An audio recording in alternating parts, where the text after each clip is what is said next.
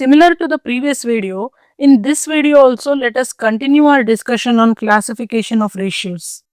We know that as per functional classification, ratios can be classified as liquidity ratios, solvency ratios, activity or turnover ratios, and profitability ratios.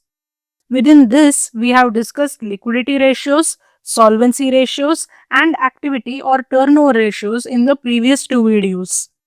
Now, let us discuss profitability ratios in detail. Business organizations carry on business to gain profit. Accordingly, business organizations have to compute their profitability at frequent intervals. The profitability ratios are those ratios that are computed to analyze profits in relation to revenues from operations or assets employed in the business. These ratios analyze the earning capacity of a business. The profitability ratios can be categorized as ratios based on revenue from operations, ratios based on capital employed, ratios based on shareholders' funds, ratios based on number of equity shares, and ratios based on earnings per share. Accordingly, among the ratios based on revenue from operations, we will discuss the gross profit ratio, the operating profit ratio, and the net profit ratio. Among the ratios based on capital employed, we will discuss the return on capital employed or return on investment. Among the ratios based on shareholders' funds, we will discuss return on shareholders' funds. Among the ratios based on number of equity shares, we will discuss the earnings per share and the book value per share. Among the ratios based on earnings per share, we will discuss the dividend payout ratio and the price by earning ratio. The first profitability ratio that is based on revenue from operations that we will discuss is the gross profit ratio.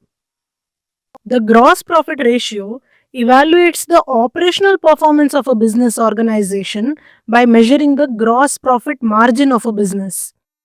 The formula to compute the gross profit ratio is gross profit divided by net revenue from operations multiplied by 100. Here, we know that gross profit means revenue from operations minus cost of revenue from operations. The gross profit ratio shows how much of a margin of the sales is available to cover the operating and non-operating expenses of an enterprise. A higher gross profit ratio indicates a favorable pattern of purchase and sales, whereas a lower ratio indicates an unfavorable pattern of purchase and sales for the organization. The next profitability ratio that is based on revenue from operations that we will discuss now is the operating ratio. The operating ratio evaluates the efficiency of management in carrying out business activities. In simple words, the formula to compute the operating ratio is the total cost of revenue from operations plus operating expenses divided by the net revenue from operations multiplied by 100. Here we know that cost of revenue from operations is revenue from operations minus gross profit. It can also be calculated as purchases plus the difference of opening inventory minus closing inventory plus direct expenses. The operating expenses includes office expenses, administrative expenses, selling expenses, distribution expenses, depreciation and employee benefit expenses. This ratio measures the total cost of carrying out the overall business operations in relation to the revenue from operations. A lower ratio in this regard is a healthy sign since it indicates lesser costs incurred to achieve the desired level of revenues. The third profitability ratio that is based on revenue from operations that we will discuss is the operating profit ratio. The operating profit ratio measures the operating profit margin. It shows how much of the portion of the business operations contributes to the business profits, thereby evaluating the operational efficiency of the business. Thus, A higher operating profit ratio is more favorable to the business. The formula to compute operating profit ratio is operating profit divided by revenue from operations multiplied by 100.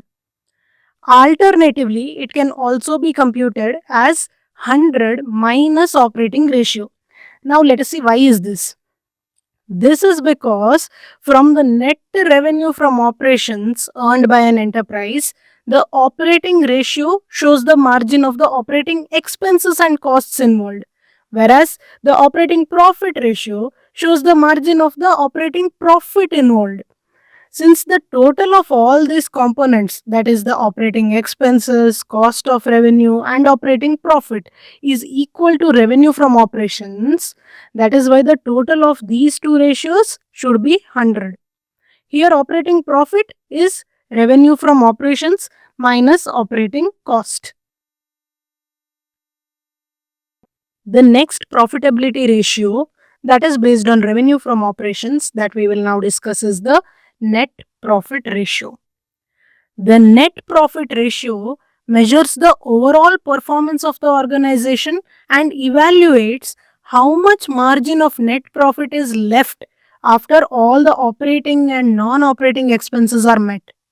It expresses a relation between the net profit and revenue from operations. The formula to compute the net profit ratio is net profit divided by revenue from operations multiplied by 100. This ratio measures the net profit margin of a business. It also helps in computation of return on investment and measures the overall profitability of the organization. The next profitability ratio that we will discuss is based on capital employed, the return on capital employed or return on investment. The return on investment measures how efficiently a company can generate profits from its capital employed. It shows how the funds available with an organization have been utilized. The formula to compute the return on investment is profit before interest and tax divided by capital employed multiplied by 100. Here, capital employed means long-term debts plus shareholders' funds. Capital employed can also be calculated as non-current assets plus working capital. This ratio measures the efficiency of an organization in utilizing its available funds. This is also a good measure to do inter-firm comparisons for measuring the profitability. It helps a business to calculate if the business is earning a better return on the capital employed as against the interest paid by the business. The next profitability ratio that we will discuss is based on shareholders' funds, the return on shareholders' funds. This ratio measures how much the shareholders earned on their investment made in a business organization. It measures if a shareholder's investment in a company is generating reasonable return or not. The formula to compute the return on shareholders' funds is profit after tax divided by shareholders' funds multiplied by 100. Here, shareholders' funds, as we have seen in the past videos, is calculated as a total of share capital, reserves, and surplus and money received against share warrants. It can also be calculated as non-current assets plus working capital minus non-current liabilities. The next profitability ratio that we will discuss is based on number of equity shares, the earning per share. This ratio measures the amount of net income earned per share of stock outstanding. The formula to compute the earning per share is profit available to equity shareholders divided by number of equity shares. Here, profit available to equity shareholders is calculated as profits after tax minus the dividend on preference shares. This ratio helps to set the share price in the stock markets. It enables comparison with the performance of other stocks and also calculates the ability of the stock to pay dividend to the shareholders. The next profitability ratio based on number of equity shares that we will now discuss is the book value per share. This ratio measures the value of a share based on its equity available to the shareholders. The formula to compute the book value per share is equity shareholders funds divided by number of equity shares. Here, equity shareholders funds is calculated as shareholders funds minus preference share capital. This ratio ascertains the actual value of holding of the equity shareholders, and it also has an effect on the market price of the shares. The next profitability ratio that we will discuss is based on earnings per share, that is the dividend payout ratio.